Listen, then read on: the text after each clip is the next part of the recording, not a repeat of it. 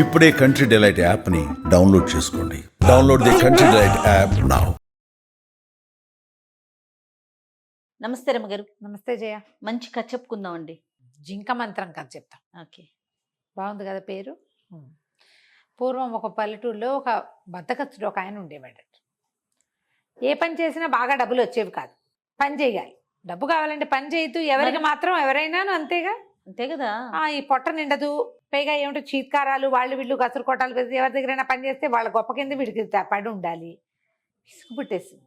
అయితే ఏమైందట, ఓసారి ఎవరో ఒక సన్యాసిని చూశాడు ఆయన. ఆ సన్యాసికి చాలా మర్యాద గౌరవం లభిస్తున్నాయి. ఎవరింటికైనా వెళ్తే వాళ్ళు చక్కగా భోజనం పెడతారు. హాయిగా ఉంటాడు. ఇల్లు లేదు, వాకిలు లేదు, గోలు లేదు, ఎవరి పంచనైనా పడుకోవచ్చు. వాళ్ళు మర్యాదగా చూస్తారు. ఇది బాగుంది, బైరాగి వేషం వేద్దామని ఆయన బైరాగి వేషం వేసుకున్నాడు. ఖర్చు లేకుండా బతికేయటం కోసం ఏ పని చేయక్కర్లా. ఇల్లు వాకిళ్ళు సామాన్లు వ్యవహారాలు ఏమీ లేవు. ఊరూరా తిరుగుతుంటే ప్రయాణాలు అవుతాయి. బైరాగి సన్యాసి గారని ఎవరో ఒకళ్ళు ఎక్కించుకుంటారు. ఏ బండికి డబ్బులు ఇవ్వక్కర్లా, సన్యాసి కాబట్టి. ఏ పడవకి డబ్బులు ఇవ్వక్కర్లా. ఇవన్నీ ఆలోచించుకుని బైరాగి వేషం, చాలా బెనిఫిట్స్ ఉన్నాయి. సన్యాసి వేషంలో చాలా బెనిఫిట్స్ ఉన్నాయని ఓ బైరాగి వేషం వేసుకున్నాడు. అది తిరుగుతూ ఉండేవాడు. అయితే ఓ పల్లెటూళ్ళలో ఒక రామయ్య భీమయ్య అని ఒక ఆయన ఉండేవాడు. ఒక ఊళ్ళో, ఈయన వెళ్ళిన ఊళ్ళో. ఆయనకి ఏమనిపించింది, ఆయన ఇలాంటి వాడే కానీ కొంచెం పనిమంతుడే పాపం. ఈ బైరాగ్ గారు వెంటపడ్డాడు. బాబు, మీ శిష్యుడిగా చేర్చుకోండి నన్ను, నాకు ఎవరైనా సన్యాసులకి వాళ్ళకి సేవ చేసుకోవాలని ఉంది అని బాగా అడిగాడు. మంత్రోపదేశం చెయ్యండి, మీ వెనకాల ఉంచుకోండి, నేను మీకు సాయం ఉంటాను, మీ సామాన్లు మోస్తాను, మీరు ఎక్కడికి వెళ్తే అక్కడికి వస్తాను, నాకేం ఇల్లు వాకిలి లేదు, పెళ్ళం పిల్లలు లేరు, మీతో ఉంటా మీతో ఉంటా మీతో ఉంటా అంటే ఆ బైరాగ్ గారు అంటే, వీటెక్కడ పీడరా బాబు, నాకు నేనేదో ప్రశాంతంగా హాయిగా కులాసాగా కడుపు నింపుకుందామంటే మళ్ళీ వీడున్నాడు కదా, తా దూరకంతలేదు, మెడకో డోల్ లాగా. మళ్ళీ ఈ డోల్ని నేను ఎక్కడ తీసుకెళ్తానండి, అబ్బాయి నాతో ఉంచుకోను, ఎవరిని నేను శిష్యుల్ని మెయింటైన్ చేసే అలవాట్లేదు, నీకు మంత్రం చెప్తానన్నాడు. సరే మంత్రం చెప్పమన్నాడు. మంత్రం ఏ మంత్రం చెప్పాలి, ఈయనకే ఏమీ రాదు. దూరంగా చూస్తే ఇది కొంచెం అడవి ప్రాంతం, ఆ ఊరు నుంచి ఈ ఊరికి వెళ్ళే దారి అనమాట. ఇంకో ఊరు వెళ్తున్నాడు ఆయన. ఆ దూరంగా ఒక జింక కనపడింది. జింక కనిపించేసరికల్లా ఈయన జింకను చూసి బాగా చూసి, అబ్బాయి జింక ఏం చేస్తుందిరా అన్నాడు. అది అప్పుడే ఏం చేస్తోంది, ఓ చెట్టుకి దగ్గర నిలబడి నడుని రుద్దుకుంటోంది. పొట్ట రుద్దుకుని అవి దురద పుడితే ఏం చేస్తాయి, బరగ్గా ఉండే చెట్టుకి వెళ్తాయి, వీపు రుద్దుకుంటోంది బాబు స్వామి అని చెప్పాడు. సరే ఇప్పుడు నువ్వు చూడు, మంత్రం చెప్తా, కళ్ళు మూసుకో అన్నాడు. కళ్ళు మూసుకొని, నువ్వు రుద్దేది నాకెరికే, నువ్వు రుద్దేది నాకెరికే, నువ్వు రుద్దేది నాకెరికే, ఇది 3 సార్లు అను అన్నాడు. వీడు ఈయన ఈ భీమన్న గారు, నువ్వు రుద్దేది నాకెరికే, నువ్వు రుద్దేది నాకెరికే, నువ్వు రుద్దేది నాకెరికే అన్నాడు. ఆ కళ్ళు తెరు, ఇప్పుడు చూడన్నాడు. కళ్ళు తెరిస్తే ఆ జింక వీళ్ళకేసి చూస్తుంది. ఇప్పుడు ఏం చేస్తోంది జింక అని అడిగాడు బైరాగ్ గారు. జింక మన కేసు చూస్తోందండి అన్నాడు. అయితే నువ్వు చూసేది నాకెరికే అని 3 సార్లు అనమన్నాడు. ఈయన ఈ భీమన్న గారు, నువ్వు చూసేది నాకెరికే, నువ్వు చూసేది నాకెరికే, నువ్వు చూసేది నాకెరికే అన్నాడు. 3 అయిపోయినాయి. అక్కడి నుంచి మళ్ళీ చూస్తే ఈసారి వెళ్ళిపోతాను, జింక వెళ్ళిపోతాను స్వామి అన్నాడు. సరే నువ్వు పోయేది నాకెరికే అని అనమన్నాడు. నువ్వు పోయేది నాకెరికే, నువ్వు పోయేది నాకెరికే, నువ్వు పోయేది నాకెరికే 3 సార్లు. 3 మంత్రాలు, ఒక్కటి 3 సార్లు అనాలి. దీన్ని అట్లా జపిస్తూ ఉండు, నీకు సిద్ధి లభిస్తుంది, బాగుంది, నీ జీవితం అత్యున్నత స్థాయికి వెళ్ళిపోతుందని చెప్పాడు. ఆయన దాన్ని ఆయన పోయాడు. ఈయన పాపం జపం చేసుకుంటూ ఉండేవాడు. నువ్వు రుద్దేది నాకెరికే, నువ్వు రుద్దేది నాకెరికే, నువ్వు రుద్దేది నాకెరికే. అక్కడి నుంచి నువ్వు చూసేది, నువ్వు చూసి నువ్వు పోయేది. 9 మంత్రాలు కదా, 9 వాక్యాలు. అవే 9 వాక్యాలు మళ్ళీ మళ్ళీ మళ్ళీ మళ్ళీ రటన చేసుకుంటూ ఉండేవాడు. ఎవరైనా పిలిచి అన్నం పెడితే తినేవాడు, కానీ జపం మాత్రం చేసుకునేవాడు. సరే ఏమైంది, ఒకనాడు ఇది చిన్న ఊరు కదా, పక్కన పెద్ద నగరం ఉంది, వీళ్ళ రాజ్యం అదే అనమాట. నగరాలకు చుట్టుపక్కల ఉన్న పల్లెల్లో వీళ్ళు ఉన్నారు. నగరానికి వెళ్ళాడు. ఊరికే ఆ నగరానికి ఒక రాజుగారు ఉన్నాడు. ఆయనకి 50-60 ఏళ్ళు వచ్చేదాకా సంతానం కలగల. ఆయనకు ఒక కుర్ర మంత్రి ఉన్నాడు, ఓ 50 ఏళ్ళ వాడు, ఈయనకంటే 10-12 ఏళ్ళు చిన్నవాడు. అతను ఏమనుకున్నాడంటే, రాజుగారికి సంతానం కలగదు, రాజ్యం అంతా మన చేతిలో ఉంది, ఈయన తర్వాత ఈ రాజ్యం మన స్వాధీనమై మన కొడుకులకు వస్తుందని నమ్మాడు. ఓకే. అయితే రాజుగారికి 60 వచ్చాక సడన్గా భార్య గర్భవతి అయింది. చిన్న రాణి గారు కుమారుడు కలిగేశాడు. ఈ మంత్రికి చాలా మంటగా ఉంది, ఏం చేయాలో తెలియటల్లా. అయితే ఏమైంది, ఎవరినైనా కూడగట్టుకోవడానికి తన మంత్రాంగం బయటపడుతుందని భయం. సరే రాజుగారికి రోజు క్షవరం చేసే, రోజు కాదు వారానికి ఒకసారి క్షవరం చేయించుకునేవాడు ఆయన, వారానికి 2 సార్లు ఏమో క్షవరం చేయించుకునే మంగల్ని పట్టుకున్నాడు. ఆ మంగల్ని తన ఇంట్లో అన్ని క్షవరాలకి పిలిచి వాడిని బాగా మేపి అరే నువ్వు ఒక పని చేయాలిరా, ఈసారి గడ్డం గీసేటప్పుడు ఒక కత్తి ఘాటులాగా రాజుగారి మెడెగర కొట్టే, పొరపాటున జరిగింది, నీకు ఒక జాగీరిస్తాను, నీకేం భయం లేదు, నేను కాపాడుతానని చెప్పాడు. చెప్తే భయపడిపోయాడు మంగలయ్య. బాబోయ్ నేను మీద పడిపోయాడు, చంపేస్తారండి, అంగరక్షకులు ఉంటారు, అంతమంది ఉండరు. పొద్దున్నే షేవింగ్ అప్పుడు ఒకడో ఇద్దరు ఉంటాడు. వీడు ఆస్థాన మంగలి 5 తరాలుగా వాడే మంగలి, బార్బరు ఒకడే ఉంటాడు, మార్చరు సాధారణంగా. అవును కదా, వీళ్ళని చాకళ్ళని బార్బర్లు వీళ్ళని మార్చరు, వాళ్ళు రజకులు వాళ్ళే ఉంటారు, వీళ్ళు నాయుళ్ళు కూడా వంశపారంపర్యంగా చేస్తూ చేస్తూ ఉంటారు ఉంటారు కదా రమ్మగారు. చేస్తూ ఉంటారు. మిగిలిన వాళ్ళు మారినా వీళ్ళిద్దరూ మారేది ఉండదు.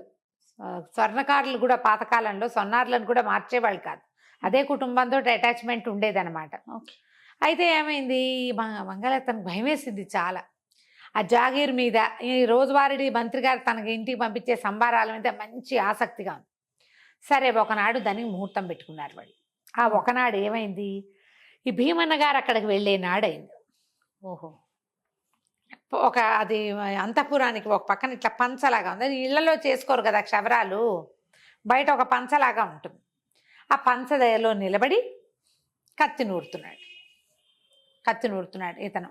రాజుగారు కొంచెం సింపుల్ బట్టలు వేసుకుని తువ్వాలు కప్పుకొని రావాలి, వస్తాడు. ఇంకా ఈ కత్తి నూరుతుంటే ఈయన ఏం చేశాడు, ఈ భీమన్న గారు ఆ దారిలో నడుస్తూ పంచ కొంచెం కాస్త ఎండెక్కుతోందనమాట. ఆ పంచ దగ్గర ఉన్న చెట్ల నీడలో నిలబడి నువ్వు రుద్దేది నాకెరికే అన్నాడు 3 సార్లు. అనేసరికి గీస్తున్నవాడు ఉలిక్కిపడ్డాడు. ఏంటి ఎవరో అంటున్నారు అని తలకాయ ఎత్తి చూసేసరికి నుంచున్నాడు కదా, నువ్వు చూసేది నాకెరికే అన్నాడు. అనేసరికి అలా భయం వేసింది మంగళకి. అయ్యి బాబోయ్, రుద్దేది చూస్తున్నాడని అక్కడి నుంచి లేచి వెళ్ళిపోయాడు, అవతలకి వెళ్ళిపోయాడు. నువ్వు పోయేది నాకెరికే అని మళ్ళీ వినపడింది. ఇవన్నీ ఫ్రాక్షన్ ఆఫ్ సెకండ్స్లో జరిగినాయి. అడిలిపోయాడు. అమ్మో ఈయన ఎవరో మహానుభావుడు, ఈయన ఎట్టా ఉన్నాడు, అప్పటికి కొంచెం గడ్డం అది పెరిగి కావిగుడ్డలు కట్టుకుని అట్లాగే చూస్తున్నాడు. ఈయన చూటల్లా నిజానికి ఈయన ఏమిటి తదేక దీక్షతోటి మంత్రం చదివేటప్పుడు ఏముంది, మనం చుట్టూతా చూసేది ఉండదు, మంత్రం మీదే ఉంటుంది. అవునవును. కళ్ళు చూస్తున్నాయి, కానీ ఆయన చూస్తున్నాడో లేదో వీడికి తెలియదు, చూస్తున్నాడని నమ్మాడు. హడిలిపోయి పరిగెత్తేసరికి వీడు పరుగు మొదలు పెట్టేసరికి రాజుగారు ఆ పంచ లోపలలో నుంచి పంచగుమ్మంలో నుంచి లోపలికి వచ్చాడు, పంచవైపు ఈ వరండాలోకి వచ్చేసరికి ఆ మంగలి కత్తి పొది పుచ్చుకొని పరిగెత్తేస్తున్నాడు. అరే ఎక్కడికి రా పరిగెడుతున్నావు, గడ్డం చేయకుండా పారిపోతున్నాడు, పట్టుకోండి రా అన్నాడు. అక్కడ ఇక్కడ ఉన్న సైనికులు పొద్దున్నే తీరి అందరూ తాపీగా ఉంటారు. రాజుగారు కేకలు పెట్టేసరికి వాళ్ళు పరిగెత్తుకుంటూ వెళ్ళి ఆ మంగల్ని పట్టుకొచ్చారు. రాజుగారు అంటే ఏమిరా చేయకుండా పారిపోతున్నావు అంటే, బాబు నేను ఈ తప్పు చేయనండి, క్షమించండి, నన్ను తప్పేంట్రా, నువ్వు రోజువారీ చేసేదే కదా ఇది అనేసరికి బాబోయ్ నన్ను క్షమించండి నాయన, నేను ఇంకెప్పుడు ఇలాంటి పనికి ఒప్పుకోను, వెధవాసి పడ్డాను. వాడికి రాజుగారు తను ఏం అడుగుతున్నాడో అర్థం కాల. ఆ ముందు మంత్రం తాలూకు వ్యవహారం మీదే హడిలిపోయి ఉన్నాడు. మనం భయపడితే ఏం మాట్లాడుతున్నామో తెలీదు, అవతల వాళ్ళు ఏం చెప్తున్నారో మనం అర్థం చేసుకోదు. ఈ కంగారులో వీడు కాస్త విషయం చెప్పేశాడు. మిమ్మల్ని చంపేస్తే నాకు జాగీరిస్తానన్నారండి, రాజద్రోహానికి పాల్పడేవాడిని. ఈ లోపల ఈ కేకలు అరుపులు, ఈ సైనికులు పరిగెత్తడాలతో జనాలు చాలా మంది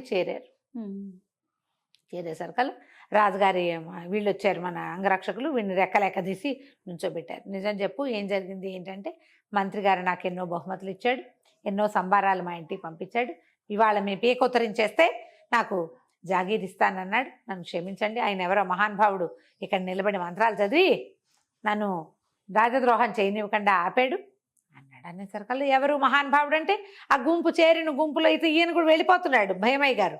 ఓకే. ముందుకు వచ్చి ఈ మహానుభావుడేనండి అనేసరికల్లా ఆయన పట్టుకొచ్చారు. బాబు మీరు వాళ్ళు నన్ను రక్షించారు, లేకపోతే మంగళవాడు నన్ను చంపేసంటే, మంగళవాడెవడు మీరెవరు అన్నాడు ఆయన. ఆ భీమన్నకి ఇదేం పట్టలేదు. అక్కడి నుంచి అంగరక్షకులు పరిగెత్తుకుంటూ వెళ్ళి మంత్రి గారి పెడరెక్కలు విరిచి పట్టుకొచ్చారు. 2 దెబ్బలు కొట్టేసరికి ఆయన నన్ను క్షమించండి, నేను మిమ్మల్ని చంపేద్దాం అనుకున్నానని బయటపెట్టాను. ఇంతకీ ఈ కథ అంతా ఎట్లా బయటపడింది, ఆ భీమన్న గారి జింక మంత్రం వల్ల. జింక మంత్రమే అది, అంతే. ఆయన పిలుచుకొచ్చారు. బాబు ఏంటంటే, నాకెవరో గురుగారు మంత్రం ఇచ్చారు, నేను ఆ మంత్రం పునశ్చరణ చేసుకుంటున్నాను, అంతేగాని ఇక్కడ జరిగింది ఏమీ నేను చూడలేదంటే. కానీ అతని వల్లే ఈ ప్రమాదం తప్పింది రాజుకి. అక్కడి నుంచి మంత్రి గారిని ఏమో తీసిపోయి జైల్లో పడేసి ఈ జింక మంత్రం చదివిన భీమన్న గారిని బాబు ప్రభుత్వంలో ఒక మంచి ఉద్యోగం ఇస్తాం, హాయిగా ఇక్కడ ఉండండి, చక్కగా పెళ్లి చేసుకుని పిల్లల్ని అందరు కానీ ఆయనకి రాజ్యంలో మంచి సముచితమైన స్థానం ఇచ్చి ఆయన వల్లే రాజుగారి బతుకు బయటపడింది, బతుకు బాగుపడింది, లేకపోతే అదే. చచ్చిపోయేవాడు కదా. అదేలే. ఆయన చక్కగా ఉంచుకున్నారు. మంత్రోపదేశం వల్లే నాకు ఇంత మంచిది వచ్చిందని ఆయన నమ్మాడు. నమ్మకంతో చేస్తే ఏదైనా కూడా నువ్వు రామా అన్నా ఫలిస్తుంది, రావా అన్నా కూడా ఫలిస్తుంది. గురువు మీద నమ్మకం ఉండాలి ఒకటి, మంత్రం మీద నమ్మకం ఉండాలి రెండోది. ఈ రెండు ఉంటే ఏది ఏదైనా చేసినా ఫలితం ఫలిస్తుంది. ఉంటుంది. కథ కంచికి మనం ఇంటికి. బాగుంది రమ్మ గారు, నమస్తే. నమస్తే.